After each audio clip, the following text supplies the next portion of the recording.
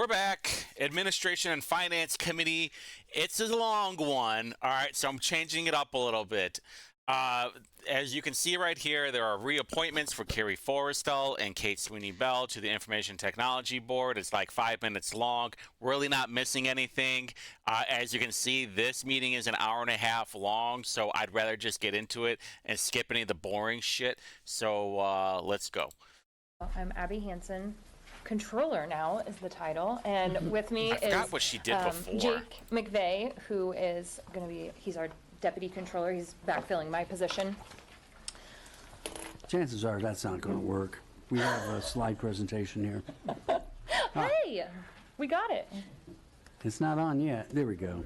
Okay. Wow. We're so close. Can you try that one down there? No? There Okay. we go. Okay. 336 is OFM's She was a proposal deputy for controller. additional appropriation, and Budget Jake will speak manager. about that in just a sec. 337 is a cleanup ordinance, and so then for every other fiscal that is an additional appropriation, the individual agencies will be presenting that. So we're here to present OFM, we're here to present the big cleanup that is just moving money between characters, and grant additional appropriations. But otherwise, the additional appropriations will then come before you, presented by the agency that requires them. Okay, you're up. Okay. Said it perfectly. It's just So cleanup the first day. proposal, 336, is for the Office of Finance and Management. This first line of additional appropriation corresponds to an equal reduction that is outlined in. Yeah, this part is going to get super boring. This is why I don't really like these meetings, because the administration and finance is a bunch of money talk. It's going to be bad. It's going to be real bad. 337, so I'd like to discuss that on the next slide. And then the second additional appropriation is related to the construction of the housing hub, which will be funded by, what do we have, 20 million by state grants, and then 9.5 from the city. This fulfills our local commitment to the project and allows it to move forward. If I remember right, this thing is like the low barrier shelter that I think is going to be on the west side, and it's not going to be good because low barrier means like low admission, as like low restrictions. Like a lot of these other shelters, there's like no drugs and no craziness is allowed, and the lower barrier shelters, as far as I know, it means like no, you kind of can do whatever you want. But I think this is also meant for families, like single moms that have kids, and I think that's what it's mostly used for. I'm just curious of how they're going to pay it back. You got $9.5 million. Then the next slide is proposal 337, and this is the transfer portion of this proposal. As is common at the end of each year, agencies have underspent in their budget and would like to transfer it between characters so it can be operationalized within the existing budget year. I want to highlight a few couple things that stand out. One, look at all the agencies in here, and there's like, let's see, equity, belonging, and collusion. We can get rid of that one. We can get rid of Office of Minority Women-Owned Business Development. Let's see, I don't see Office of Department of Sustainability. We can get rid of that one. We got to find out how much money they're spending. The because they're under executive DPW. department, you'll notice that there's a reduction for the Office of Audit and Performance.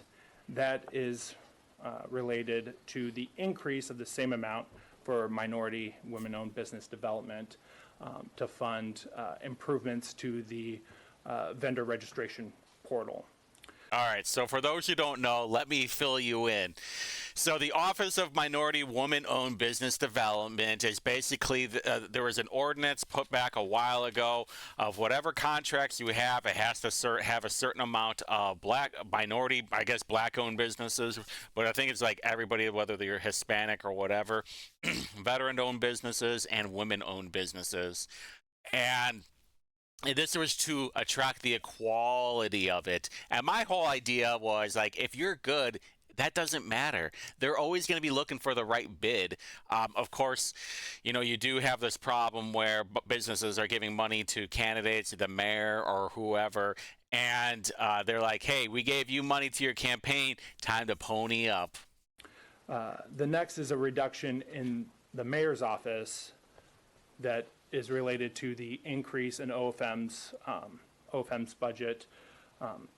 As you may be aware, OFM's real estate team works with Building Authority each year to manage the facility improvements. So we've identified underspend in the executive department and consolidated that within OFM real estate to OFM is Office of Finance and Management. manage. The next thing I'd like to discuss, the reduction to to the fire department, $1.5 million. This is to fund an increase in DPW's budget proposal. This will be proposal 350 presented tomorrow night. This will fund repairs and maintenance to IFD apparatus.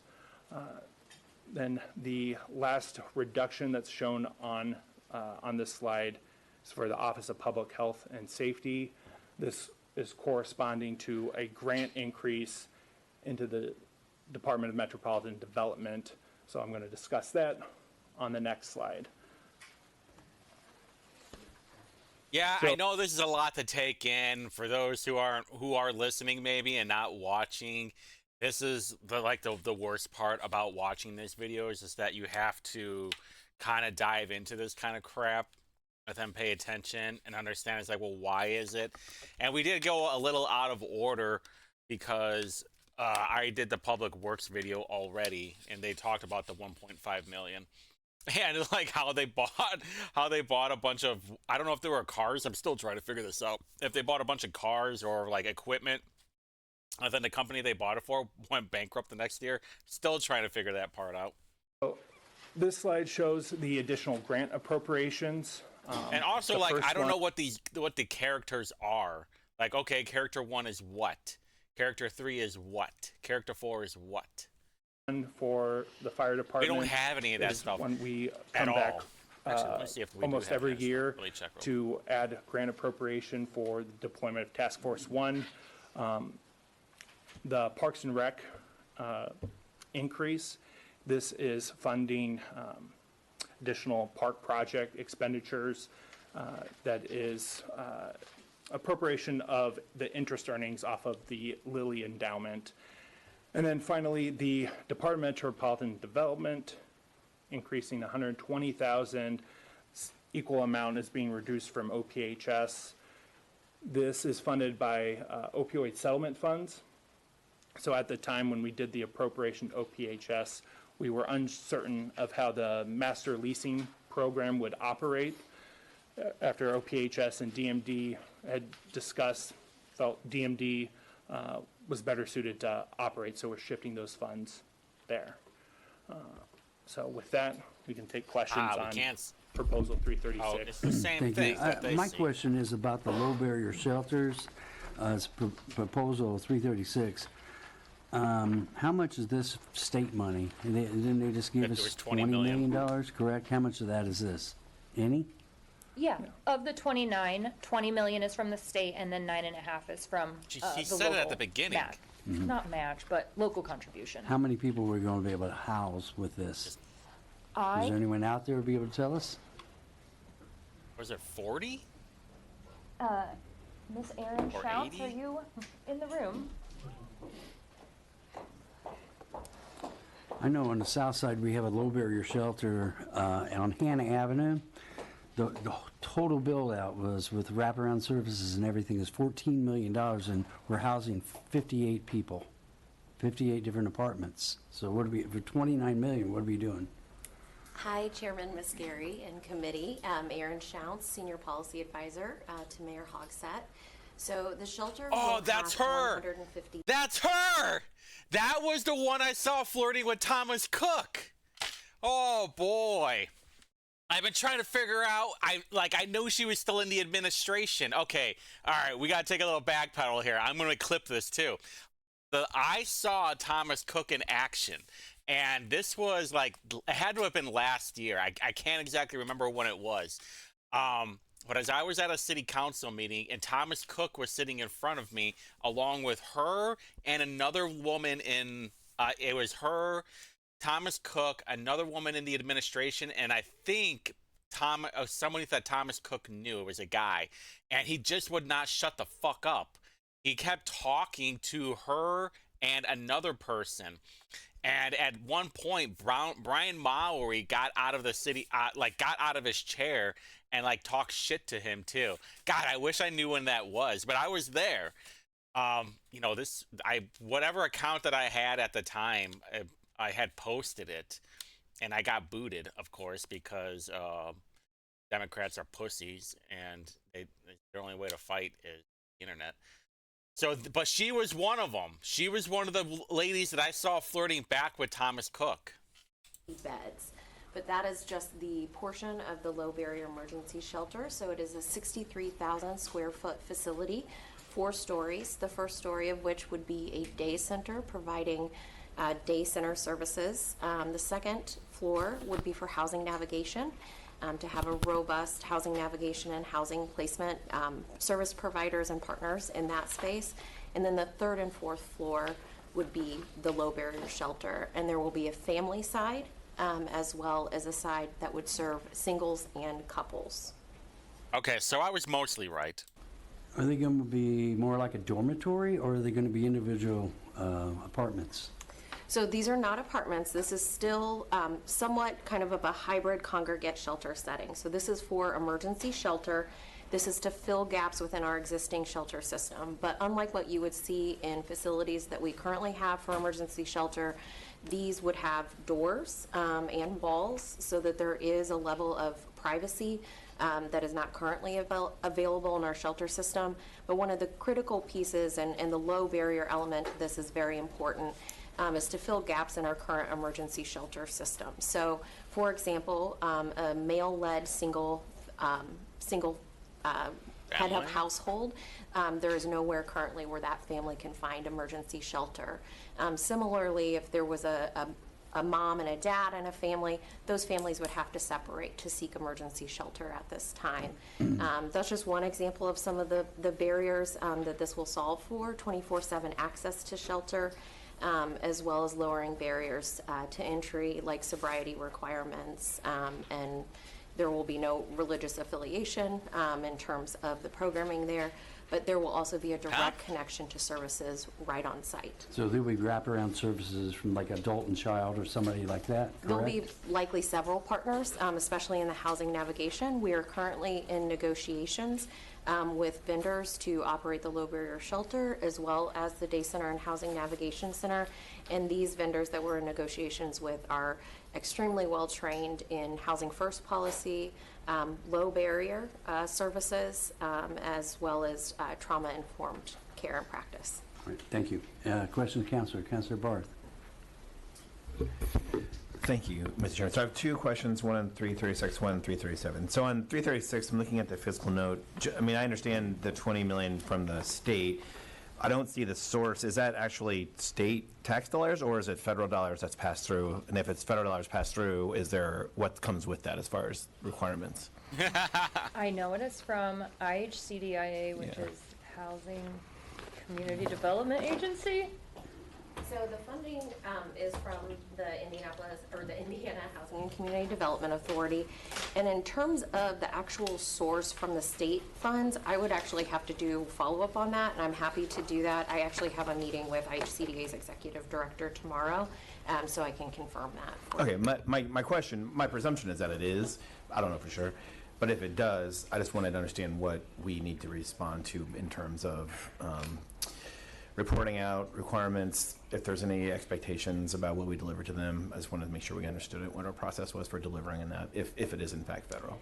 Yeah, and the other thing too that I would add to that is that we have used some ARPA funding, so that original 2.5 million that would have come from our $12 million total commitment. Obviously, we're asking for authorization of the 9.5 additional in funds. There will already be some federal funding compliance that we would be doing in the delivery of this project, and so we're very prepared for that. Thank you. Yeah. Okay, so 337, so on the parks interest, is that the totality of the interest, the 100,000? If not, where's the variance going? It is not the totality. When we originally did the appropriation, we appropriated buffer knowing that $80 million is going to generate interest. I think we did 2 million. It might have been 3 million in the original appropriation. So now we have exhausted that, and so this is the additional amount since the amount earned up over and above that original budgeted amount. You had a budgeted amount of interest, and this is the amount that's come out since then. So Yes. otherwise, this trues up with the amount of interest. Yes, Okay, correct. that makes sense. Thank you. Councilor Nielsen. Thank you. Actually, I had a comment for Policy Advisor Shounts, but I just, sorry to make you sit down. So I know, thank you. I know that, so this is a really exciting step. I know it's been something that many folks on this committee and in this room have been working on for a very long time. And You want to know the reason why is? Because they'd rather have, they don't want any of these homeless people to stay with them. Like Andy Nielsen, you have a big enough house. You can let some of these homeless people stay with you. Everybody in there, except for maybe Nick Roberts. Nick Roberts lives with his parents, and he has no full-time job. So, have to ask the parents first if you can invite homeless people over.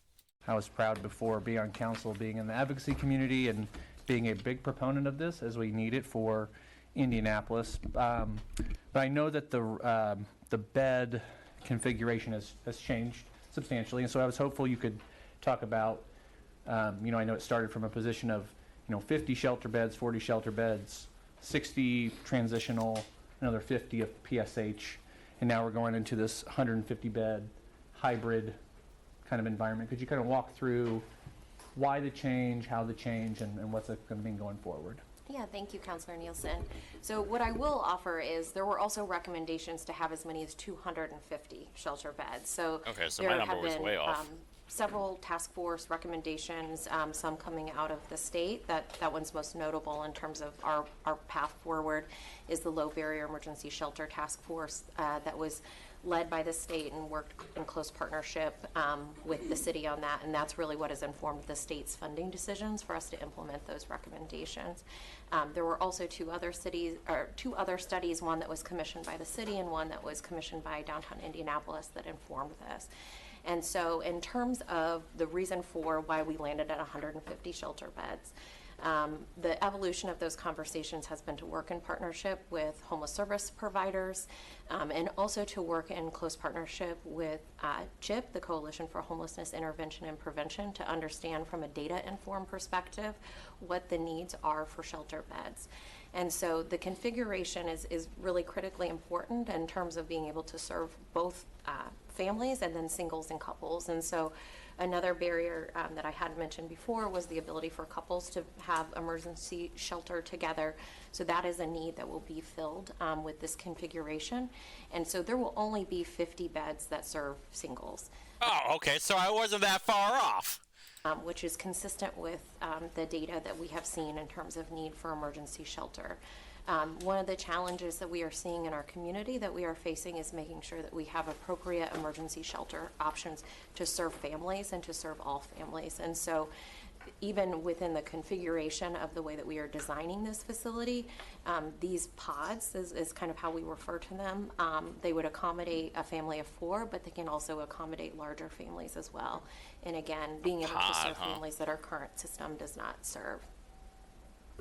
So, because these are shelter beds, what's the kind of, is it possible for these units to be used in a transitional or a somewhat permanent service as well, if it works for the family based off of demand? And and needs of the community? So one of the aspects of the low barrier shelter is that there is no required, or I should say mandated duration of stay.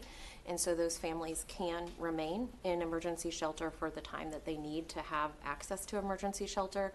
With that being said, our prioritization is to place people in housing and to place people into permanent housing. Yeah, Andy. Hey, Andy. Let them stay with you. Everybody on that council committee, let them stay with you. Thank you for that, and that's kind of what I want to end on is this is an important step, and I think addressing the gaps in services is really important. And I know the previous budget that we just passed a few weeks ago, a month ago now, provided for the I'm spacing what it was called. The Master lease? master leasing, yes, thank you. Excuse me. It provides for the master leasing, but as we continue to look to the future, part of the Housing First solution, as you know very well, Aaron, is providing that permanent supportive housing. So as much as we can continue. This is how communism gets all popular, by the way. They're like, hey, you know what? The government will just give you a house. And this is, I talked about this last night about rentals. And it's like, if you just give them something, they're not going to appreciate it. They're just going to completely fuck it up. Because they don't have any skin in the game. It's like if you give someone a rental car and it's like, hey, don't worry, buddy. It's already insured. You don't have to take care of it. Do what you need to. But do try and keep it clean and just go, blah, blah, blah, blah. Starts hitting the shit out of everything. Who cares? It's not mine. What do I care for it? And the problem is dopes like Andy Nielsen and Nick Roberts and Dan Boots is that they, for some reason, they have a broken brain and they just don't understand that. To invest on that being the solution, understanding that this is still a present need in our community. I know I look forward to working with the administration too. And I don't know how this asshole doesn't have a full-time job. Like, I checked where he lives. He has a very expensive home. So his wife has got to be making bank, a.k.a. his sister. Getting that done. So Thank you, Councilor Nielsen, and we share in that. Thank you, Chairman. Hey, just pay more taxes, man. Why don't you just build a fund? Just have your own fund that you can just give these people money for rent or give it to them or just build them a house. And I have one more other question. Once you appropriate the funds, when are they going to build this? When you're forecasting opening it? Yeah, so we are looking toward really, I would say, an aggressive 18-month construction timeline, and we would like to break ground before the end of the year. Yeah, that's not going to Any other happen. questions? It's November. Councilor Boots. Thank you, Mr. Chairman. Thank you, Controller and Deputy Controller. Looking at the underspend in Character 1, this 12.6 million, that's simply for these departments Correct. listed.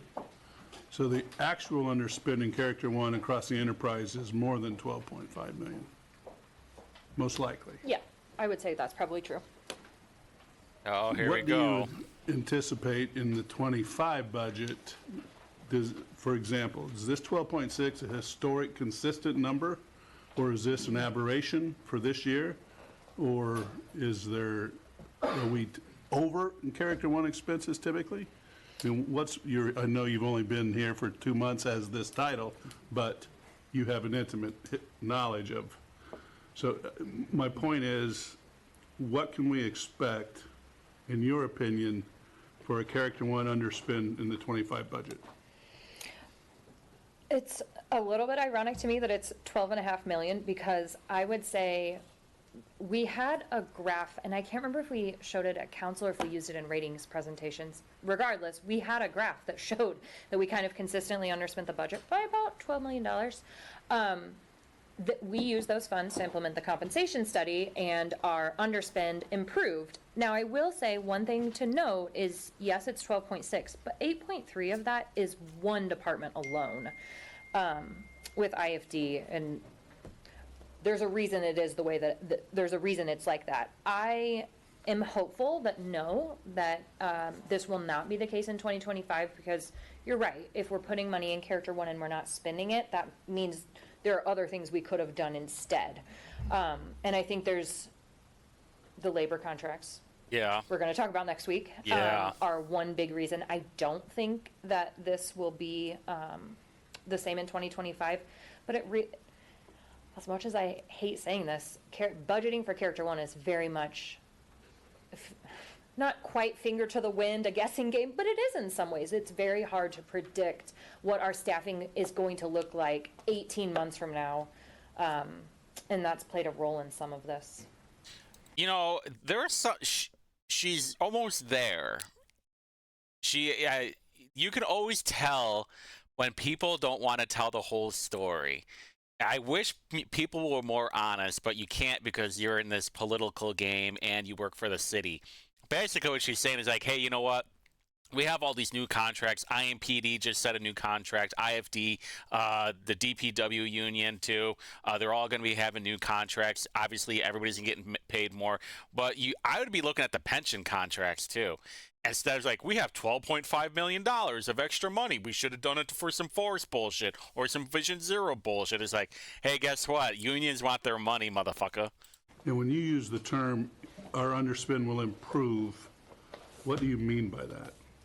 I think It's I'm going to be hopeful tighter. There will be less underspend Yes. because There we go. agencies will be paying their staff at a rate higher than they are today, and that will lead to improved staffing across agencies and departments.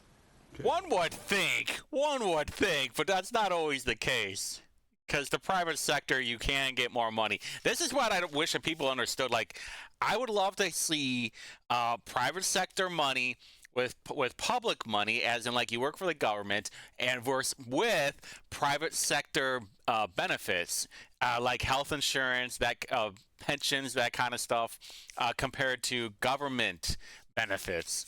Because I would almost bet, maybe I'm wrong on this, but like you get a lot better benefits working for the government and pensions. Thank you. Leader Lewis. Thank you. Aggie Lewis Two with that questions. very Based cute off hair. of this underspent, what didn't get funded in 2024 that should have? That's quite a bit of I mean, I know you guys are efficient and really good at what you do, but just curious, what didn't get funded? Oh my gosh. It would be a lot easier if you'd asked me what we didn't fund in 2025. I truthfully don't remember Okay. because we've done a whole budget since then, and my brain sort of just moves away from the last one. Now, while this shows 12 million in underspend, at the time we built the budget, we genuinely thought we were going to need this money for these agencies and departments. So IFD, for example, is where the majority of the underspend is coming from. We were expecting their staffing levels to be less than they are, leading to higher overtime, but it turned out their staffing levels are better, and so they're spending less on overtime. And so I understand that does mean we weren't able to fund something else, but I think for a very good reason, Okay. Last question, and if you already addressed this, I apologize. The Office of Corporation Counsel explained that, what happened there with the 500,000? The transfer? They have had some changes in staffing that have led to turnover, and so they are transferring that to Character 3 to cover additional contractual expenses that are, tied to a reduction in staffing. What's the problem, Maggie? Yeah, that was vague. Thank you. I'll let it go. We'll talk offline. Sorry for a second bite at the apple, but with Chief Malone in the crowd, might we ask him to give a brief statement on the $8.3 million in underspend? Sure, I think it's a well-oiled machine at times. I agree, but I'd like to hear it from the chief. Chief, you'd like to speak up? I'll show you what he's talking about right here. I have a link in it. Why did it do that? Okay, that's really weird. Okay, there we go. So he's looking at this right now of IFD, Indianapolis Fire Department, $8.3 million they didn't spend that they were budgeted to spend, and that's what they're talking about. So this is the number they're talking about, $12.6 million over all of these agencies that they did not spend, like the executive department, they then spend $1 million, which in Office of the Mayor, $350,000. They should have just bought more staples. I kind of wonder too if like, can you use that extra money to give bonuses? And this is what I'm saying, all right? Listen, I'm not a fan of wasting taxpayer money, but at the same time, if Office of Corporation Counsel has high turnover and you have $500,000 there, would giving, say, an extra couple $1,000s for a yearly bonus, would that have kept them there, is all I'm saying. Or, like, what the hell happened kind of deal. Like, you have $12.6 million, and don't get me wrong, like, the city is broke, all right? They have no money. Their assets are less than what their budget is, and they have bond loans like a motherfucker right now that they're never going to be able to pay back. If you look at, like, how many... I was looking at the budget from last year, and, like, part of how they get money is from, like, permits and stuff. And they're like $1.2 million less this year than they were last year. Which, you know, you could go off about that with BNS. Good evening, councilors. Always good to see everyone. We had approximately, and the controller and deputy controller, please correct me on my numbers. I think we were about 8.5 underspend. And in this cleanup ordinance, we're asking to utilize 8.3 of that in Character 1. I think our 2024 budget for overtime was approximately 11 million. Oh. We only spent about 4 of that. Another piece of that underspend is a SAFER grant. And the overtime comes into play because with the new drop rules, we had people not attrit or leave the organization. So we didn't have to spend that money on overtime. So the overtime was the biggest bulk of the 7. I think we've got, what else is in there? There's some stuff for the building here, for the new office space for here. I think this is it. Yeah, drop is deferred retirement option plan. Yeah. Yep. I think that's what it is. Police officers and firefighters pension. Yep.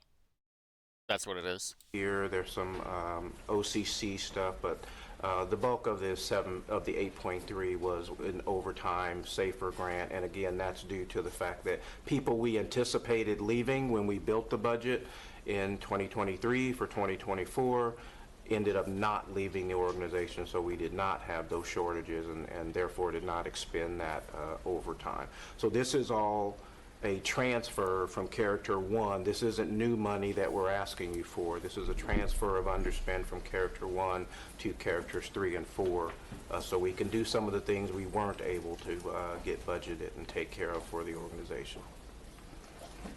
May I? Sure.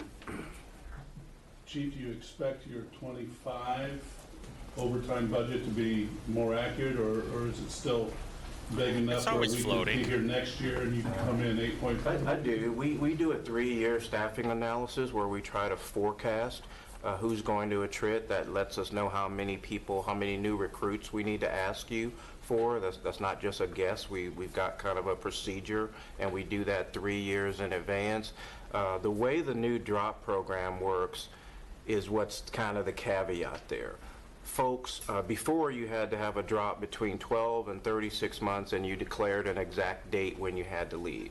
Now we have a group of people that were able to extend that grant based on new provisions that the state put out in July of this year, where someone only has to give us 30 days notice that they're going to leave or stay.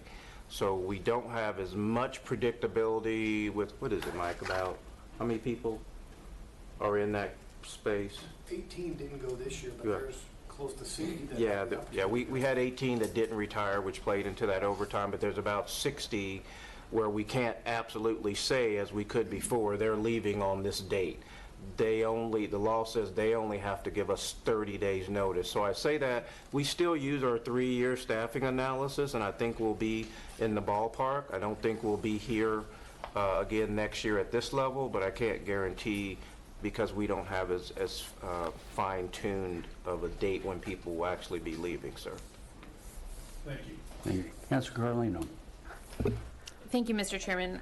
I have a comment really for those watching at home that Character 1, those are salaries and wages. And so, you know, we want to make sure we're always funding overtime, especially of our public safety departments, police, fire. But one of the you know, sort of public safety entities that I don't see on the list, and correct me if I'm missing it, Controller Hansen, is the sheriff's office. And I know in public safety we talk a lot about, you know, detention deputies and the safety of the jail and the wages for those deputies. And I believe Controller Carr said they needed at least 14 or 11 million for overtime, a request that was denied in the 2025 budget. And so while I do understand and appreciate the ability for some of these departments and agencies to realize some of the underspend and utilize it in other areas, I do really feel that your comment, Madam Chair, was one about you know, what didn't get funded. And so I think seeing these larger dollars in Character 1 being underspent by other agencies where there are severe needs in others that really result in public safety concerns, not only for me, but to the city and the county as a whole, are very concerning for me as a member of not only this committee, but as a member of the Public Safety and Criminal Justice Committee. And so This isn't about just wanna money for that, put though. that comment and opinion out there for my colleagues to consider moving forward as we have that committee tomorrow night. Thank you, Mr. Chairman. Thank you. You stupid fuck. This has nothing to do with money or IMPD officers getting more money. This is, I said it last night, this is like a morale problem. And, you know, they're all trying to help each other out last time I checked. But, like, when you have a prosecutor that doesn't want to do his job, when you have the judges and the magistrates that are wanting to give low bonds, and you're allowing these scumbag criminals to go back onto the street and then commit more crime, there's not enough money that you're going to be able to pay someone that says, you know what, the city is not on my side. Carlino is not on my side. Boots, Maggie Lewis, racist Carlos Perkins, dipshit Ron Gibson. You are not on the side of IMPD, and that is 100% the truth. If you were on the side of IMPD, you would be asking Ryan Mears to step down. You would be calling out these magistrates and these judges for giving out low bonds to these criminal scumbags. You would be saying, hey, Chief Bailey, we probably shouldn't have red light cameras. We should probably start enforcing the traffic law instead of having these bullshit assholes in in the court system that's allowing these scumbag criminals to be back on the street. It's literally that simple. But instead, because you're dipshit Democrats and you're pro-criminal, you just want to keep your mouth shut and be like, hey, we'll just give you more money if you want to come and work, instead of actually taking care of the underlying problem. Oh, you're just so damn stupid. Sorry, thank you, Mr. Chairman. So to piggyback off of Madam Chair, let's go back to what you said earlier. It probably would be easier for you to articulate what didn't get funded for 2025. Talk to us. So if it is the sheriff deputies, what else are we missing in the 2025 budget? Well, in some way, I guess I would dispute that things are missing per se. I think based on the resources we had, we weren't able to fund everything. Right. To your point, though, about the sheriff's office, you're right. We under budgeted the 2024 budget for the sheriff's office. But I also feel like when we did the 2025 budget, we use that as our baseline. So when we build the next year's budget, we say, where's the agency in this year? So we knew they were going to be over in 2024, and so we said, how much do we think they're going to spend in 2024? And then we added on top of that. So they had a very substantial increase in their Character 1 budget in 25. It's basically to catch up for what we didn't account for in 2024 into 2025. Jolly Rancher, I locked and mean, loaded. I think the things in the 2025 budget that weren't funded are, additional capital investments. Things that are one-time are more difficult for us to fund. You're going to say That's the two trees things. things? The sheriff, capital, other items? Well, you tell me. There were things that you I wanted. mean, If it's just the two, that's fine, but you said it was it would probably be easier to talk about the things that are You got to be not careful with the words, Abby. necessarily completely funded in the 2025 budget, so I'm just interested in what those things are. Yeah, I mean, yes. So I think it would be capital expenditures, and I mean, that's a wide variety of things. yes, ma'am. Lots of people come to us with capital expenses, and I think the other thing possibly is that the ARPA is ending, and so 2025's budget was the what can we fit in the budget, what can we not fit in the budget, and so, you know, I'm sure there's a list of ARPA projects, and I can follow up with a more substantial list. I don't Do feel you like. mind? Oh, man, she fucked Councilor herself Zunino. so bad. Thank you, Mr. Chairman. And again, the reason why I brought up, you know, character one as wages and compensation is that from a labor perspective, those hours have already been worked. So I know when we're doing the budget, we're talking about numbers, we're looking in the past, doing budget cleanup from the past, looking into the future, doing the budgets of the Yeah. future. But those workers already clocked those hours. They already Yep. spent that time away Yep. from their families. Okay, And so shut that's up, where get I to it. have the major concern about compensation and making sure we have competitive wages so that our sheriff's deputies want to stay, so that our firefighters want to stay on the clock and show up and not move on and things like that. So that's where I just want to make sure we're keeping our minds, yes, in the numbers, but also that those hours have been clocked, been worked. Those services, those public services have already been provided. Their public safety, you know, putting their lives on the line have Dude. already been done. Okay, And so what's we your fucking can't, point? you know, go back, but just want to underscore that, you know, bank accounts and transferring of dollars aren't, you can't transfer time. What is your Thank you, fucking Councilor point Mallory. to that? What the hell was that all about? Do you just want to hear yourself talk? Hey, look at me. I'm Krista Carlino. I'm so smart. I'm just going to keep yapping, and hopefully people will pay attention to me, because I have insecurity issues. Thank you, Mr. Chair. Kind of piggybacking off Madam Leader here. One of the things I can think of that did not get funded in the 2025 budget, I believe it was the Hope Hustlers that that came to our Public Safety Committee. Oh, saying, with a no.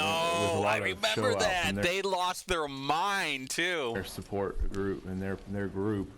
That To was be not fair, though, those guys were kind of dopes. And then they were essentially cut loose from us and then told we weren't going to fund them anymore. So, you know, with all these extra dollars now, I think we found a way to fund that group and bring them back, because they from what we learned that night was that they were doing great things, and they were able to help a lot of people in the community, especially getting reacclimated from post incarceration life and things like that. So, you know, maybe that's one of the things we go back and look at now that we found these dollars. So I would encourage that. Thank you. Thank you. Councilor Barth.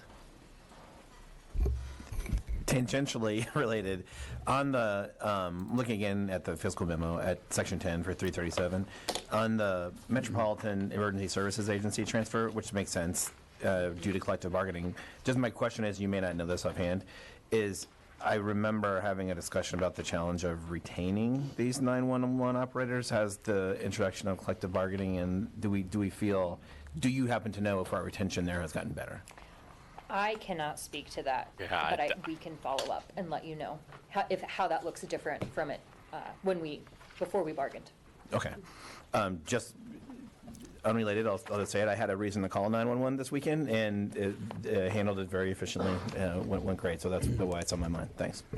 Thank you. Any other questions, councilors? Seeing none. Anyone from the public like to speak on 336 or 337? Seeing none. Motion for 336 first. Mr. Chairman, I move proposal number 336 to the full council with a due pass recommendation. It's been moved and seconded. All those in favor say aye. Aye. Opposed? None? All right. Up next would be 337. I move proposal number 337 to the full council with a due pass recommendation. What is the next Been full moved and council seconded. meeting? All those in favor say aye. I'm going to have to get a Opposed? haircut. Nay. Thank it you. the 9th? Are you going to stick around for all these other presentations? I don't know. Well, if not, you need to bring the pizza. Pizza Okay? party. Pizza party. Yeah, really. All right, proposal 338, who's up? I know. I was like, ooh, sorry. Trying to open the door and right. Let's go back. I'm sorry, guys. My bad. I'm sorry. All right. Let's see if you're the IT guy. You're really going to get that to work, right? Yeah. All right, guys, so get it. Maybe Greg. You gotta get one in my car? Greg.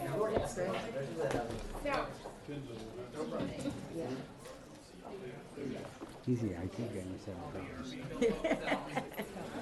There we go. All right. All right, let's rock this thing. Get it done. All right. You're up. 338. Good evening, committee. Sorry about my voice. It is gone, and I will do my best to get through this with some sort of understanding for you all as far as what our fiscal looks like for this year. There should be a PowerPoint presentation in all of your files in the bottom. ISA is looking to move $250,000 from Character 1 to Character 3. That is underspend in Character 1. And then there is an additional appropriation from the Enhanced Access Fund of $150,000. That $250,000, we started the year knowing that we had a $600,000 overspend, which was attributed to networking equipment for the new buildings at the Community Justice Campus. That was done, so we found out about that expense after the 24 budget was done. And so that hit 2023 as overspend and 2024 as overspend. So this entire year we've been working to reduce our spend so that we can come in as even as possible at the end of the year. For this, in this case, from the Character 1, we had 2 positions that we didn't hire for the entirety of the year, knowing that we were trying to reduce spend and come out even at the end of the year. I'm sure there is some question from the committee on what the Enhanced Access Fund is. This is actually called out in ordinance. It's a special fund that's non-reverting, meaning that year over year it retains its balance unless it's used. That balance grows due to some charges that may be enacted by the Enhanced Access Committee. The purpose of that fund is to deliver better, trying to find the right words there. Deliver government services electronically is where the basis of it, to make it easier for residents and for staff to be able to use. It's got that robot voice. Who approves the Enhanced Access Fund? There's an Enhanced Access Review Committee that is appointed by the IT board, which you had 2 appointees for today. That is a 9-member committee approved by the IT board who reviews all requests for the Enhanced Access Fund. There was one earlier this year that was approved by this committee in regards for the Historic Preservation Committee within DMD. This is an additional one that they reviewed this year. The IT board also approved this resolution as well, so it goes from EARC to the IT board to this committee and then to the full council is how those approvals work. What we used the Enhanced Access Fund for was for Kofax Total Agility. This was an unexpected cost that we had to do this year to upgrade a system that was kind of end of life. The vendor came to us and suggested that we had to move forward with this because it will eventually save us money. It will also increase the access to scan documents and files that may still be in a paper format. It makes it easier for every agency and department to use this. You can see an example of how this is used in the contracts portal or some of our other open document portals that we have on the website. There's a little bit more information about what Kofax Total Agility does. KC is an abbreviation that's used on this. That stands for Kofax Capture. That was the previous version. That was very difficult to use and cumbersome. This makes it easier to get documents scanned into our document retention system. That is I don't know what the fuck this is actually going on. I'm a little bit confused, to be honest with you. Much. Any questions from councilors? I wish I could fix my lighting. All right, Councilor Boots. I don't know how to. Director Hill, how are you? I'm hanging in there. How are you? Good. Did you lose your voice at Taylor Swift? It's funny. If I say yes, it'll be like the 3rd time I've admitted to being a Swiftie, but no. It wasn't. Gross. Okay. As you know, we've been working and looking into artificial intelligence quite a bit this year. Share with the public what you see on the horizon or what positive steps we can take toward AI adoption and implementation next year, and possibly financial numbers that I'm not sure were in your budget for '25, that we may have to look at if we really want to get where we need to be. We're going to have to go outside the budget, and maybe this enhanced access fund might be such a source. Oh, well, so when looking at what that looks like from the enhanced access side or even from artificial intelligence, what we've talked about doing is looking at starting a training program within the city county for all of the staff to understand how to use Gen AI, what data to use in Gen AI, making sure that we're not putting confidential or critical data into something that is publicly consumable. So there's like an education piece that goes into this. We have some dollars earmarked in the budget for a Microsoft Copilot pilot, for lack of a better term, but that's a very limited scope. 200 to 250 users who are primarily on computers day in and day out, to see what that benefit looks like. Other things that we're looking at doing, and some of the positions that we didn't hire, was hiring a chief data and privacy officer who can focus on elevating the literacy of data use within the city county, in partnership with OAP as well, just to kind of bring about that knowledge to understand how and what kind of data to use and when to use it, which also helps with transparency to the residents and your constituents. That is one of the positions that we hadn't hired. The other position that we are looking to hire is I said the GT, data and privacy officer. The other one is a chief digital officer to focus on resident-focused services, to making digital government services more available, and that could lean into that enhanced access fund as well. Those are budgeted. Other pieces could be as simple as having a knowledge base internal to the city county on different systems and different, feeding it the purchasing rules along with like IT contract procurement rules, and looking at what that looks like as a test environment, so that if someone wants to know, hey, how can I go and buy this, it can help. You can ask it in your normal language. Hey, I'd like to go and buy some new, I'd like to put street lamps over here. How do I go about doing that from like a staffing standpoint? It kind of breaks down how that would go about, how you could go about doing that based off all the knowledge that we have already here and all the documents that are inside of the city county. So that's something that I would look at doing and working on those proof of concepts. Now, one thing that I've heard, and I think you all have heard since you've been sitting through the budget presentations, is the lack of translation throughout publicly and within the city county on forms and documents that we have. I think there's a real opportunity using AI to lean into something like that. And while that may not be a budgeted expense, I think that's something that, given its priority and the amount of impact that could have, it's something that we could look to do with the right partner and look to build out over the coming years. But that's just riffing off the top of my head. Thank you. Any other questions? Seeing none? Anyone from the public would like to speak on this? A lot of yapping for a maybe. Entertain a motion. So moved, Mr. Chairman. It's been moved and seconded. All those in favor say aye. Aye. Those opposed? None? Thank you. Thank you very much. All right. Up next is Proposal 339 from the Marion County Treasurer, who's presenting, Angela Mansfield. Welcome back. Thank you. I'm Angela Mansfield, CFO for the Marion County Treasurer's Office.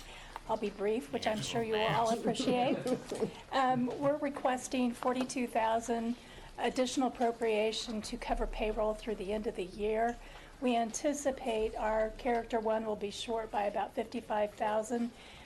We estimated and felt like we had at least $13,000 that we could transfer from Character 3, which thus leaves the $42,000 that we're requesting. How that occurs, we've got a small staff with relatively low turnover, so the attrition rate that was assigned to us, I think, is probably too high. Well, obviously was too high. So that's where we are, if you have any questions. Thank you. Any questions? Councilor Barr? I'm not sure I've ever explored this before. So the attrition rate, there's a enterprise-wide attrition rate or a department, but how does that work? OFM basically assigns attrition rates to each of the departments. Based on historical. That they do, but I think maybe part of the problem is under the current administration with our current treasurer, the attrition rate has been much slower Yeah. than it was previously. So I kind of wonder if some of that historical, Isn't accurate. yeah. Yeah, I mean, this is a good reflection on the leadership, right? And so it's to the good, but I was just curious about how the attrition rate got assigned, so thank you. Actually, it's good that we have low Yes, attrition. that's what I'm saying. It's a good thing. That's what you want to have. You want to experience in depth. Yeah. The opposite problem of the 911 guys I was asking about earlier, right? Yeah. Any other questions? You understand anyone from the public? Anyone, no one from the public? You understand the motion? So moved. So moved. Moving second, all those in favor, say aye. Aye. Opposed? Thank you. Thank you very much. All right, what we got left? 340. Proposal 340. Who's presenting that one? Is that I think I got it Ian? figured out, boys. We I think made I you finally stick got it around all figured the way in. out. We could have moved you to the top.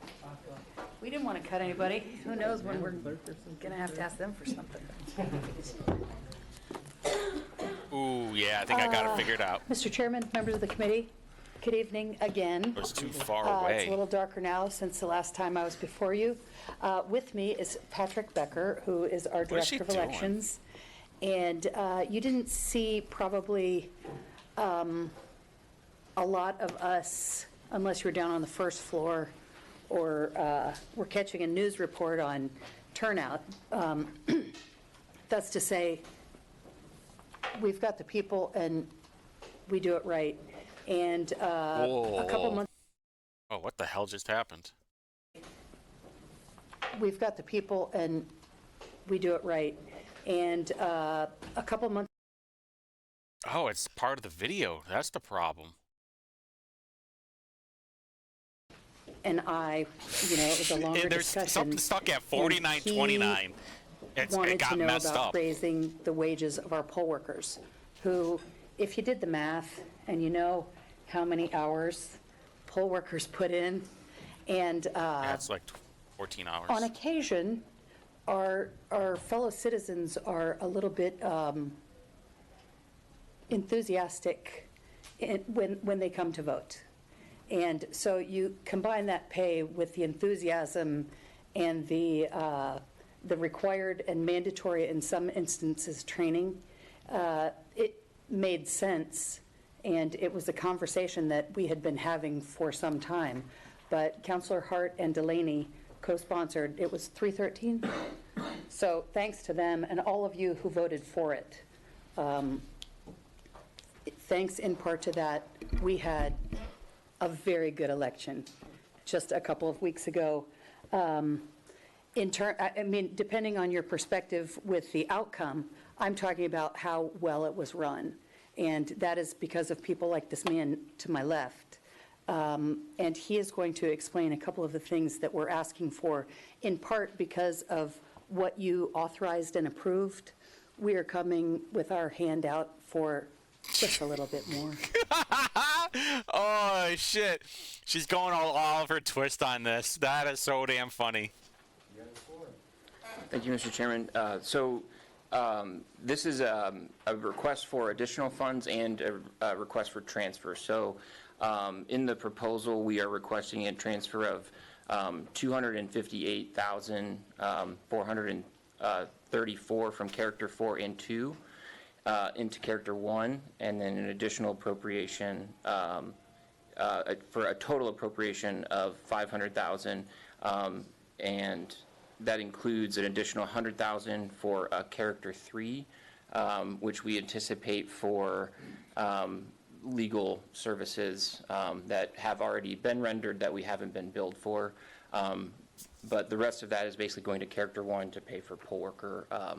And I wanted to take a moment to say, too, it's not just the Election Day poll workers that were able to increase the pay, but also the folks that are working as seasonal and temporary workers. They work anywhere from, a day to 6 weeks for us. And so we were able to increase their hourly rate as well. Well-deserved and much appreciated by all of those folks as well. So this is moving some money that we already have and then requesting an additional appropriation as well. Thank you. You did do a great job in the election, no matter what the outcome was. It was very smooth. I didn't hear any complaints whatsoever. So, any question, Councilor? The only complaint I heard was about how long it took to vote, but guess what? It's presidential year. I've been part of for the last couple of them. Actually, the very first time that I voted was in 2020, the last 15 minutes of the 2020 election, and I was in and out of there in like 5 minutes. I think it was like 5-10 minutes, and then I worked the polls in 2022. And then obviously I did it in 2023. But like there weren't a whole lot of people that showed up in 22 and 23. Do you know why? Because it's not a presidential year. Roberts. Thank you, Mr. Chair. As you all know, I have a fondness for your department. I was one of those seasonal employees back in 2020 and appreciate your work a lot. In terms of the future, I know we have to, it's a little bit off topic, but we have to obviously think about what our future elections will look like. I know we have a midterm and a municipal that will probably be, unfortunately, I wish it was the same level as a presidential election to turn up, but not as much. How can we help you guys out in terms of, even though we had shorter lines than 2020. We had more sites open than 2020.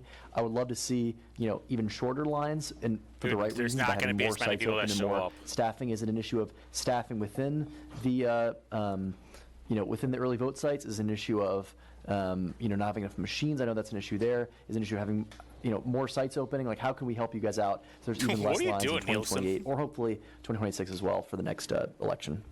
Yeah, that is, our turnout was, there are around 650,000 registered voters in this county, and our turnout was 55%. And though that translated into over 350,000 people coming out to vote from the first mail ballot we sent out in September to the last provisional ballot that came in just as the deadline hit,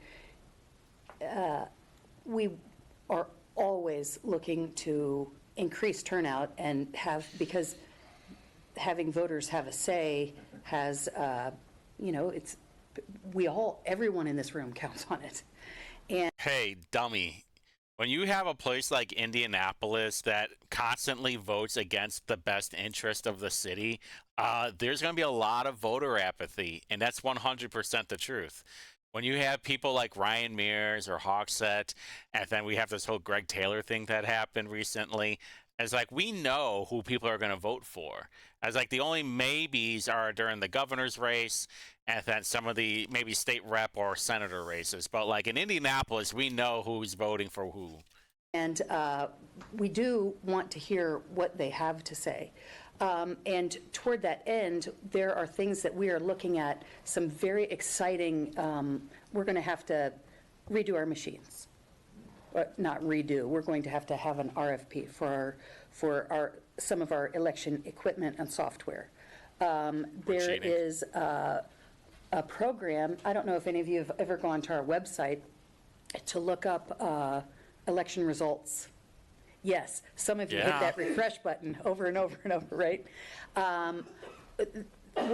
There's something that we're looking at to make that a little bit easier, and as always, what we want to do with everything in the election is to be transparent, because a lot of people have questions, and we're an open book, and that is something that when we ask, it is not going to be something that is, we don't want a new potted plant for the office. It is something that is going to help all of your constituents, all of our residents, whether they voted or not. Like what? And if I could just add to that, Councilor, I think one of the things I'm looking forward to in what a lot of people call our off year, we just say there's no scheduled elections. We don't call it that. We have a lot of things, as the clerk mentioned, that are, some of our equipment is getting to its aging out of its life cycle and things like that. But the other thing I think that we are really interested in and would ask, all of the members of the council is building, stronger community relationships with different interest groups. And I think from doing this as long as I have, I think there's a voter education problem is really, I think, the biggest hurdle. People not being registered to vote was a very big issue that we saw in this election. And so, we do what we can, I think, within the confines of having to administer the election and try to talk about it. And I think that's what I'm personally interested in exploring over this next year is how can we empower more community groups, and how can we get them the right information, and how can we, share information and make sure people have the right information and not misinformation or disinformation about what's required and how you can access the ballot. Yeah, you know what? That's a great question. I mean, this has been one of my problems for a while now. Is like, if a dollar bill, whatever currency or whatever price it is, a 20 or 5, a 1, if there's a serial number and you can track that dollar, why can't you track your ballot?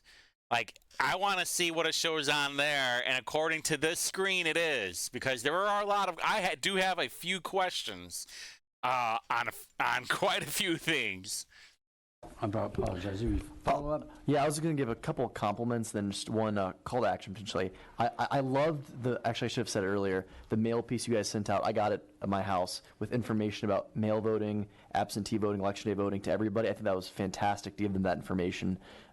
And also, I love how much you guys have modernized the website. I know that for a few years the election mapping software was down, and obviously we've seen improvements with the election night reporting too, which is great. And also, I'll give another compliment that compared to previous elections, it was a lot faster getting the results. A lot of times we're used to waiting until 9 or 10, but this year we had it quicker than that, which I give credit for, considering how many ballots we have, comparing us to other urban large counties in the country. We had a lot swifter of reporting than others. The other thing, again, I'll just reiterate, is I would love, especially for our area, Washington, Lawrence townships, a lot of those early vote sites had 3,000-4,000 people a day. I mean, it was huge demand, 3 or 4 hour lines a lot of times. I would just love to see more early vote sites added in that area. I talked to people that wanted to vote, of course, early, but they didn't get the chance to. And quite frankly, geographically too, there are certain kind of early vote deserts, I'll say, that don't really have an early vote site nearby that I think would be great to have another location added. But I know you're thinking about it, so continue to do the good work and appreciate all you do for our elections. No, you have 30 days. I'm going to bookmark this, all right? I'm going to clip this and I'm going to hold it in my pocket, because then in 2 years, when there's like half the amount of people that go out and vote, I'm going to point this out and say, hey, dipshit Nick Roberts, look, we didn't need more early voting sites as you thought that we needed to, huh? Dummy. Thank you. Councilor Mallory. Thank you, Mr. Chair. I had a question kind of on, you were talking about this past election. The machines are set up the night before, correct? Yeah. Sometimes days before. Okay. Beech Grove High School. I stopped by there as an inspector, or as a clerk, or helping by their challenger, and I noticed they had 14 machines being used and 16 machines being sitting in the back in their bags, because they didn't have power cords for them. To me, that seems like an issue that could have been avoided had we planned for that, and when we set everything up, rather than let it go where they have 16 machines sitting there not being used in lines, crazy long all day. So I would highly encourage you, when we do set these machines up, if you notice something like that, let's fix that before it starts, because that was a huge issue, I think, with a huge miss at the Beech Grove High School location, was the 16 machines I saw sitting in their bags in the back, because they just didn't have power cords for them. They needed an extension cord because of the way the room's set up, and there was nothing there for them. Absolutely. That is something that we strive to do. When we finish an election, and I have explained this a couple of times, and I may be telling on myself, but when I come back from a vacation, and I don't love all the bags, I have some help, but they get dumped in the front hall. And what should happen is you throw the dirty clothes in the laundry room, and you fucking get to it, sweetie. Your what are you talking about? Away, are you high? And you unpack, and then you sit down and have your Diet Coke. Well, that's not what I do. But at our election service center, that is what happens. It is amazing. If you're a logistics person, it is a thing of beauty, truly. Within that unpacking of all of the election equipment and materials, we get reports from the different vote centers. And had we known about that, and I don't know if we got a report on Election Day about not having that, I mean, that's a, to me, a big failure. And had we known about it that day, we've got people roaming the city who actually carry extension cords with them, along with all sorts of other paraphernalia that is needed to run an election. So I don't know if we did get that report, but either way, that is a failure, and I thank you for bringing it to my attention. Yeah, I appreciate that. And I know the gal that was running it. I talked to her. I called into downtown to talk to somebody and was told that the gal running it needed to submit a form online to get these cords. So that's crazy. To me, and if that's not the case, then maybe that's 327-2000. maybe that's an Inspector hotline. educational thing where we need to let people know that are working for you that no, it's not a form you need to fill out online, that it's something that needs to be done right away, because a lot of times, especially in her case, she didn't have time to get on her phone to fill out a form to wait on somebody. No, that, I mean, that's, and we want busy elections, but if we can avoid long lines, that's what we want to do. We want voters to come back, and if they're not having an excellent experience, which it sounds like some of the voters who waited, maybe they made a friend. I Yeah. always look on the sunny side. Yeah. Well, Looks thank like you. I you're appreciate always that. I just want high. to make sure that, you know, over 50% of the machines are not being used, that they actually get used. So thank you. Yep. Thank you, Councilor Carlino. Thank you, and I appreciate that, Leader Maury. My question and comment was kind of the same. I guess it's more of a comment, and even to those of us around the table, you know, election sites change. They come and go, especially with the advent of, you know, digital voting versus pencil paper voting, or pen and paper, I suppose, right? And the need for outlets, the need for, you know, Wi-Fi access, the need for, you know, power cords is something new, and we've been dealing with this for less than a decade. Is that correct? Yeah. Yeah, so it's relatively new, and I know, especially when it comes to voters that aren't as consistent and regular primary and general election voters, or maybe only choose to vote in presidential years, this may have only been their second time voting sort of digitally as well. And so I just want to encourage counselors who know that there are spaces and spots throughout their districts that could activate as a vote site. I know Recycle Force and Keys to Work activated as a vote site on the Near East Side. And Something they don't tell you about too, you get paid to have that facility used as a vote site. and worked really hard to, and shut down operations for the day so that in both the May primary and the November general could operate there. I guess the infrastructure needs are something that are critical, right? And as we go to look at new systems, making sure that when we look at those spaces that we're activating for vote sites, that there's a schematic or a layout plan for how this is supposed to be set up.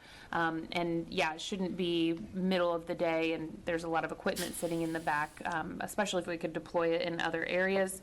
And I guess my question is, when you do host a vote site or an election site, I know I referenced that we in our organization closed down.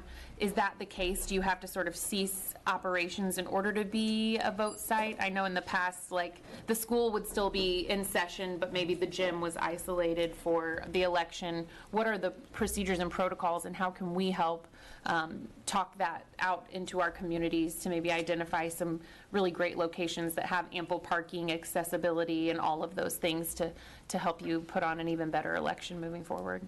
Yeah. Thank you for that. My pleasure. It is a, the answer is it depends. It depends on the location. It depends on the wishes of who is in charge of that location. For example, a school. Some schools elect to offer e-learning to their students or require e-learning to their students. Others do not. It is, so it's up to their, whether it's their principal or their, you know, parish council, if it, you know, depending on what it is, or if it is, you know, we had early voting here at the City County Building from October 8th, and it was a burden to those who work here, certainly with lines outside and if you're leaving work and there are a few people who you want to make sure you don't hit them when you're turning onto Out of the Delaware. garage, yeah. The Marion County Sheriff's Office came through for us in a big way with, they have to have security because of the voting requirement, the federal voting requirements. So it is, it depends on the location, and when we do interview a site, so to speak, there's a checklist that our staff goes through, whether it is access to public transportation, and if so, how far is it to that public transportation? What rooms or room is going to be available? What is the size of that room? What are the outlets? How many machines can this facility accommodate? How many people can it accommodate? Is it ADA compliant? Is it, and sometimes there are spaces where something goes wrong. For example, maybe their automatic button to open a door is broken. Now, that to those of us who go in to vote, we just open the door. But to somebody who is in a wheelchair, it's a bigger deal. So Now I'm starting to get why this whole thing is an hour and a half. Doorbells. There's just so much yapping. There's just so much yapping. For some reason, a wheelchair ramp is rendered inaccessible. We can go and set up a temporary ramp for the duration of the election. There are some other things I'm sure I'm not thinking about also. Well, I think you hit it really on the head that the technology has changed the way elections are run. It's made them more complex, and it's changed the needs at each of those locations. So, power and connectivity to, the internet, so we can have our e-poll books connected throughout the day, are important. Encrypted e-poll books. And I think what we have found over moving to the vote center model is, really higher capacity sites perform much better, where you can have it, a lot of check-ins, a lot of express votes, and a lot of staff. And we've seen, St. Luke's is a good example where they were sometimes under an hour wait, and they were, processing sometimes twice as many people. So I think we've started to figure out there's a formula, and there's a sort of a scalability there. And I think it's a challenge to make sure that we have locations that are accessible throughout the county, that they're close to public transit, but that they also accommodate these other needs like power and mobile connectivity. Thank you. Appreciate what you do. Thank you, Mr. Chairman. Thank you. Councilor O'Neill. Thank you, Mr. Chair. I'll make this very quick. Thank you, Madam Clerk and Mr. Becker, for being here and all the good work that you and your team did during a very busy presidential election year.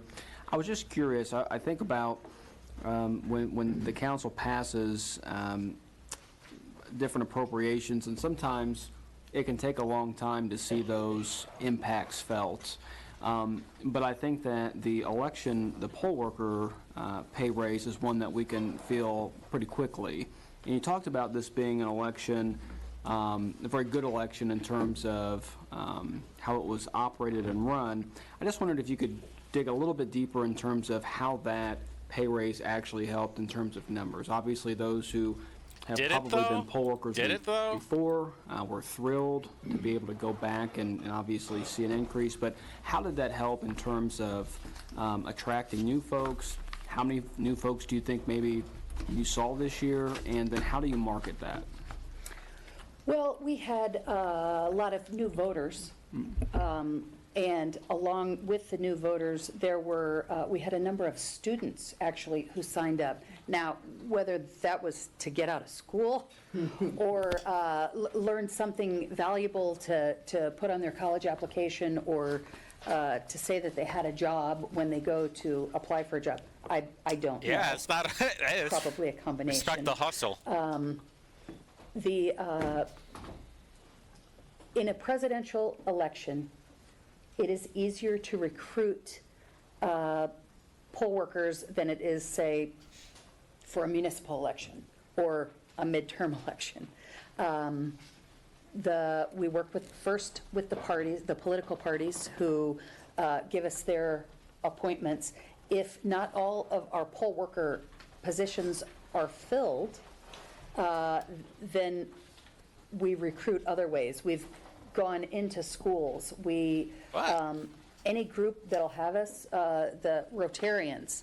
Now, I was not expecting to get poll workers there, and I don't think that, I mean, there was a gentleman there who works as a clerk every election. It's on us to sell it to them with the pay raise, and it is definitely appreciated. There's a poll worker, an early voting poll worker, who, once it happened, she heard about it, and then when it passed, every single day, she expressed her appreciation. And I think for her, her bottom line is greatly affected. There are a number of poll workers who do it out of a sense of civic duty.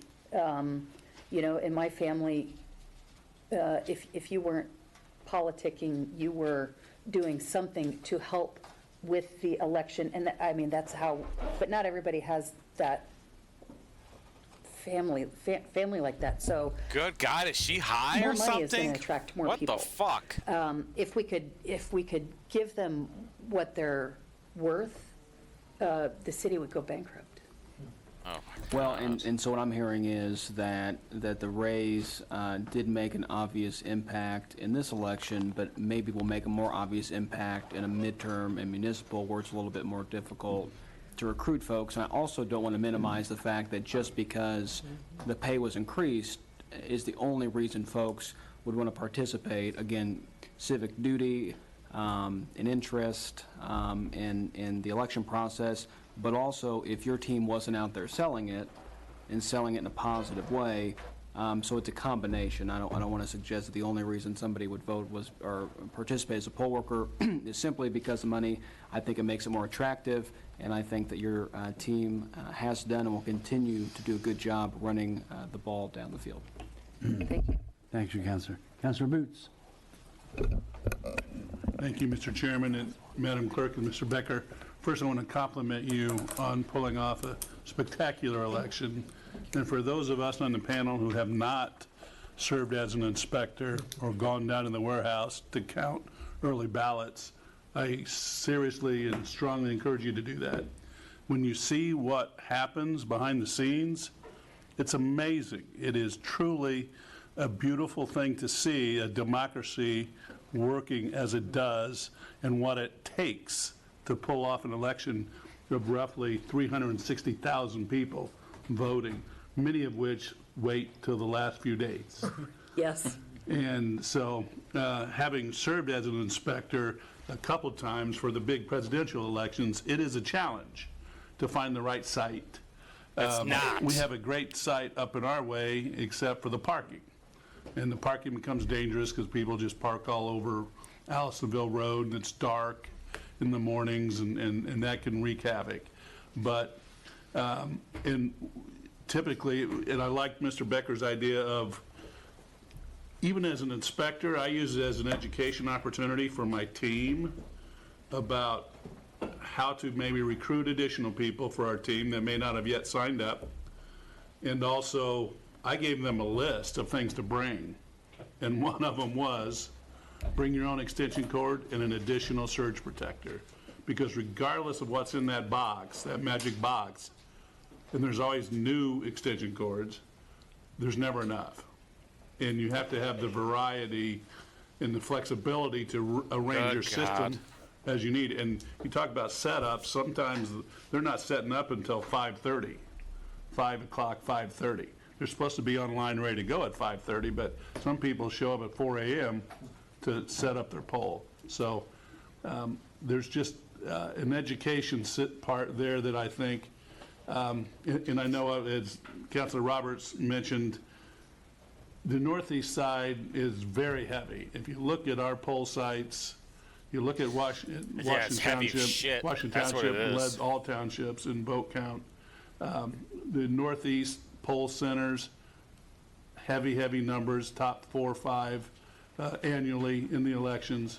So the more we can get sites up there, I think the better, particularly, and I know that's a cost thing. Yeah, But that's it's a something to cost look thing. at. And it's a people thing. And one thing I know that, I think Councilor Roberts has done this as well, I start my own campaign through my social platform a good 2 months out, where I'm just trying to get people to go register, update your data, update your record, because the number one challenge I had always faced as an inspector were those people who, oh, I'm supposed to update my address?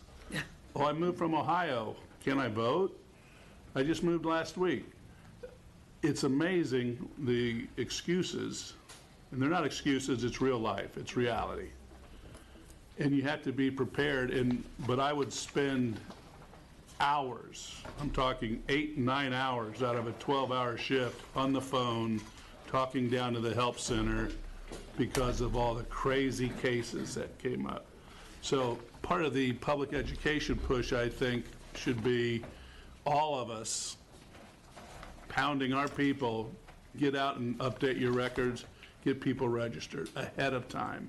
Don't wait till the day, because that just adds, most of the anxiety at a poll center, in my experience, is because of that. Your trouble desk is the big line. Oh my that's God. clogging your whole vote I can't center. believe we're spending this Your much people that time come on in, voting vote, get crap. out, they're in and out in 10, 15 minutes. We don't have to deal with this for another 4 years, and hopefully all of you will be voted out. 45 minutes each to get to the bottom of their problem is really the headache at most poll centers, in my experience. So I'm Maybe with you should vote Mr. for Becker, someone who's how we not can help Sweeney you Bell. in your office But with you the will public still. education campaign, because I really think that would help facilitate and smooth out some of the challenges we meet on election day. And again, but compliments being at that warehouse. I've seen Anthill's less busy than that government center that day. She has an ugly smile. Good Opening all God. those ballots Oh, and God. 200 or 300 Oh. people just working all day long. It was a beautiful thing. And thank you for all your warehouse. I've seen Anthill's less busy than that.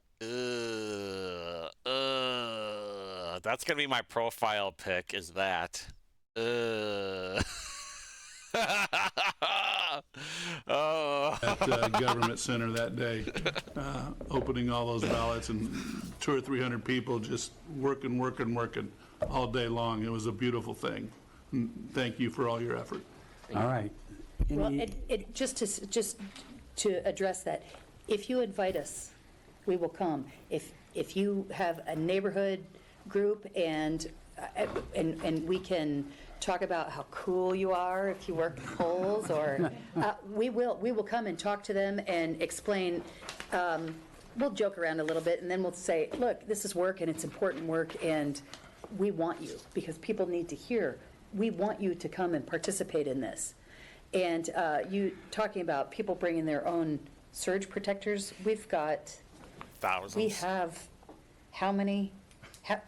I heard how much money we spent on power strips. Yeah, we could do a better job getting them there, it sounds like. Yeah, that's the whole point, is like the package isn't there. And then you have to have this is like what blows my mind, like the public works thing. Like we're hearing of like how many problems that they're having. All right.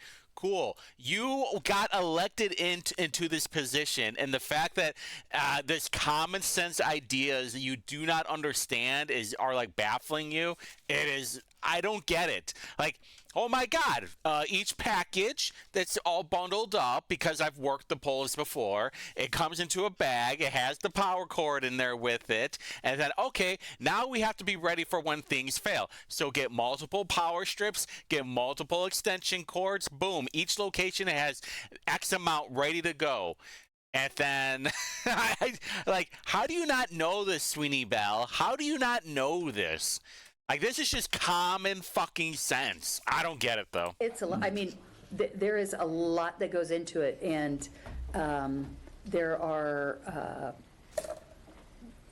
if we can do better, we're going to always try to do better. I don't think people who are at the... Is she high, or is she just I don't dumb? think Anthony Richardson stops practicing, does he? No.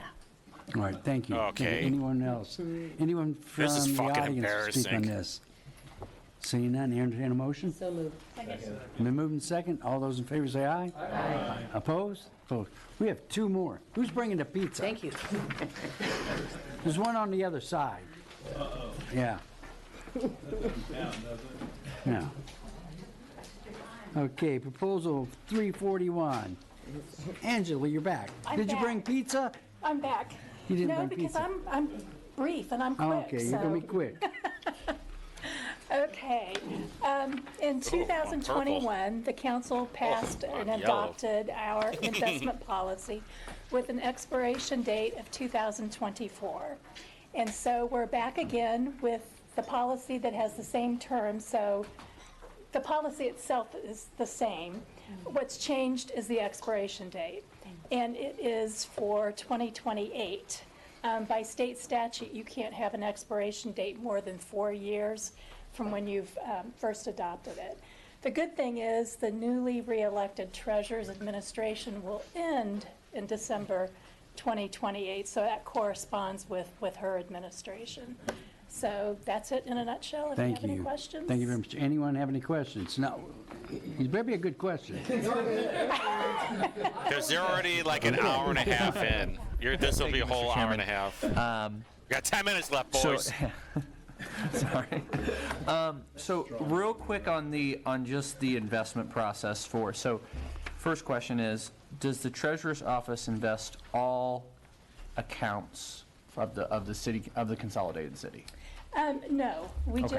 just invest the funds that we collect. Okay, So just- it's primarily property taxes. Okay, so you're just pulling the property taxes. Right, Great. right. Okay. And what happens is you're leading up to the due dates on May 10th and November 10th, obviously, your amounts are really, really increasing.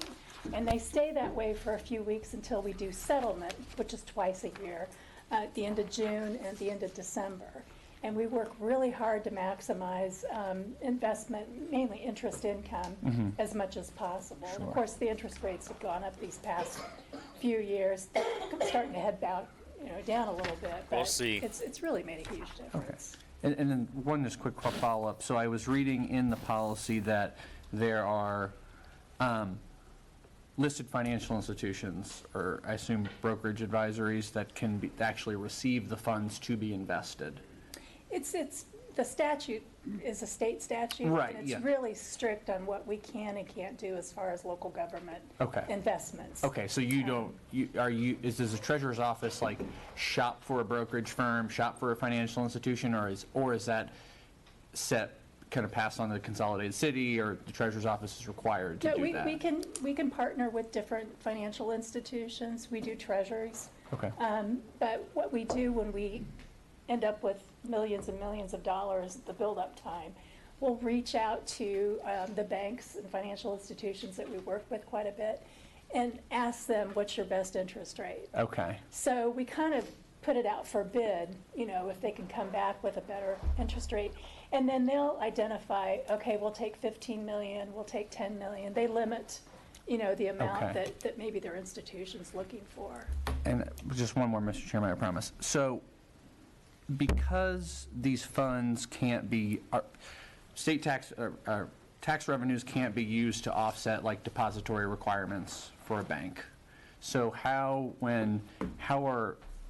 the treasurer's office assessed a fee, or is it assets under management? Like how's the financial institution candidly make money off of the fact that they're holding those dollars and investing it? Well, clearly, yeah, they're investing it, but there's no fee to us. Okay. There's no fee to Okay, us got it. whatsoever.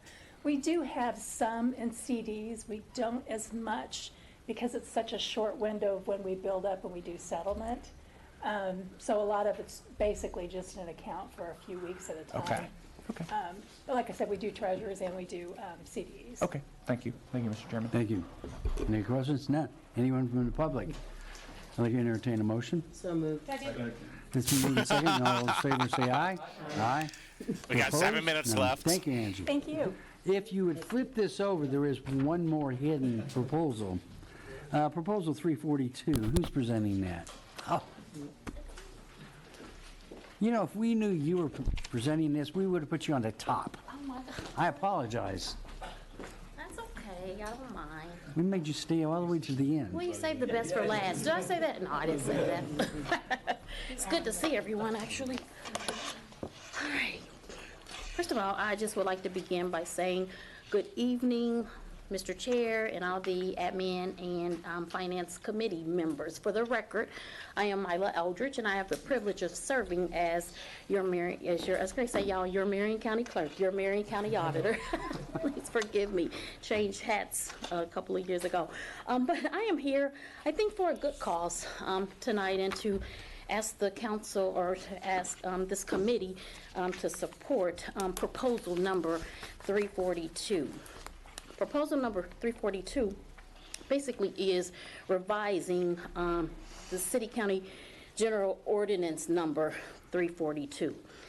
And that proposal is for a general ordinance to amend Chapter 181, Section 601 of the Revised Code of the Consolidated City and County entitled Fiscal Procedures and Requirements, Special Appropriations, to extend the usage of promotional accounts to the entire consolidated city and county, and to direct the controller to draft a policy providing further details, which the controller has already done.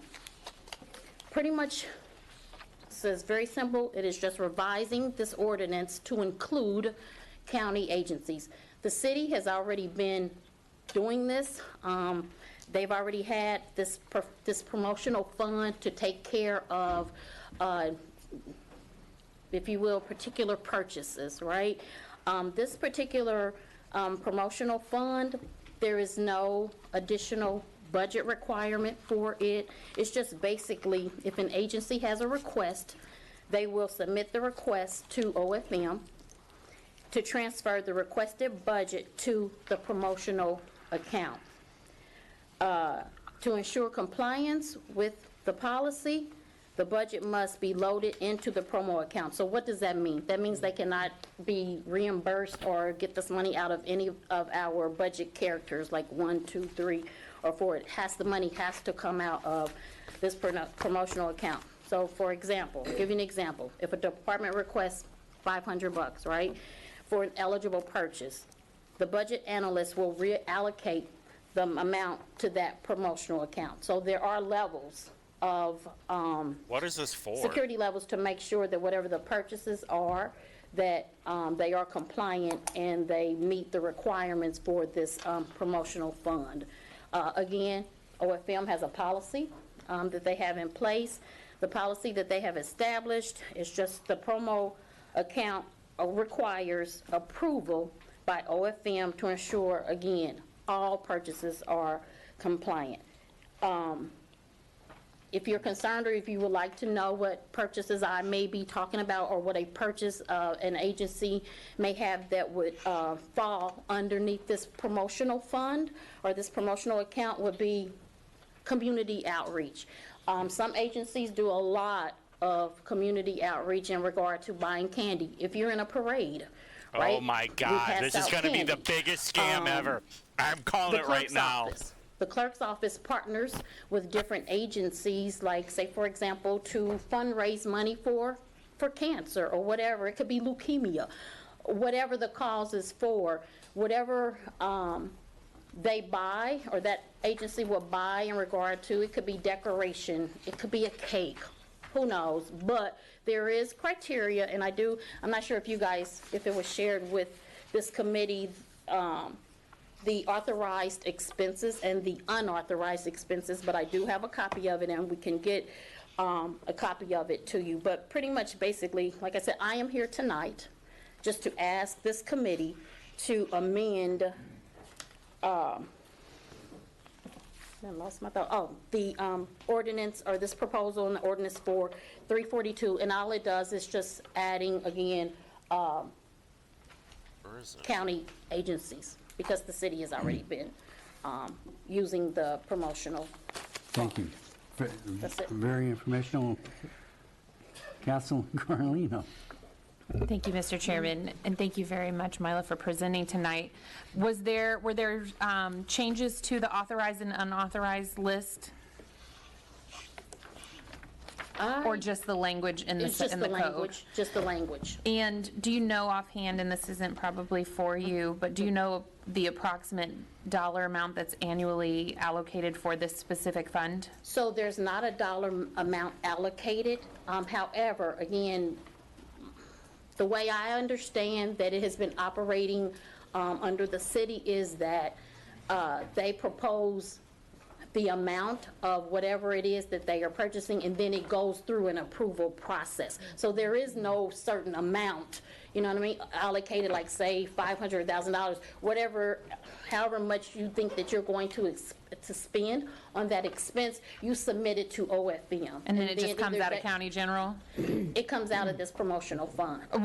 That comes out of the general county fund. Okay, thank you. And did anything specific prompt this revision to your Yeah, knowledge? that's what I want to know. Absolutely. So actually, prior to me becoming the auditor, there have been conversations about it, but since I have been serving as the auditor, there were receipts that have been submitted from agencies that have been purchasing candy and different things to share when they're doing outreach, and we cannot Reimburse if them. they're county, not city. Exactly. Thank you Yep. very much, Yep. Mr. Chairman. Thank you for That's that. exactly right. Mhm. Thank you. Any other questions from councilors? Why are they Seeing buying none, anyone candy? from the audience would like to How much money are they spending speak in up on candy? this? Seeing none, entertain a motion. It's been moved and seconded. All those in favor say aye. Aye. Opposed? Opposed? None. Thank you. Thank you. I'm sorry you had to wait so long. No, no problem. You guys have a great evening. No new business. We are adjourned.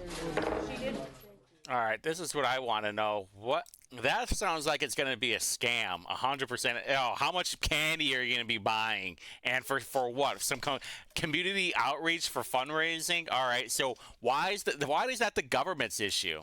That's not. Again, more government tax dollars wasted while our roads are fucked up. Well, that was actually much more entertaining than I thought it was going to be. Not too bad, really. Learned a lot of things too. I need to start doing like clipping. I don't know how to do the YouTube shorts. I was clipping a lot of stuff and put it up on my Twitter, but now that my Twitter's been booted, I'm kind of all fucked. I don't know. It's just gonna take another year to bring it back up. Maybe. I don't know. Maybe even longer this time. I got to figure out how to do YouTube shorts. That's what it is. But there's a lot of clipping that needs to be done with this one. Very interesting stuff, you know. It's just more government tax dollars wasted, and the budget thing I'm not really too worried about. Is like, and a lot of it made sense. Like, you want to make sure that you're a little over than under, because then you're back in these meetings asking for money. It's like, well, what happened? You know, you said you needed this much. It's like, well, it turns out there wasn't as much overtime that we were going to need, or it turns out not a whole lot of people were going to retire. That kind of stuff like that makes sense. Okay, so are we going to add that into next year's budget then? How do we start from here? So I don't know. You know, I still have one more video which I'll do this week, but it's Thanksgiving week. So I don't think there's any. I don't think there are any meetings this week, but I'll have to double check. I mean, obviously, I'll be doing it anyway. And don't forget, the last council meeting of the year, I will be there. 100% I will be there. Unless some crazy thing happens where I can't be there. But I haven't been to the last two of them, so I'm excited. I'm hoping Larry Vaughn will be there, and he'll have amazing signs as usual. But until next time.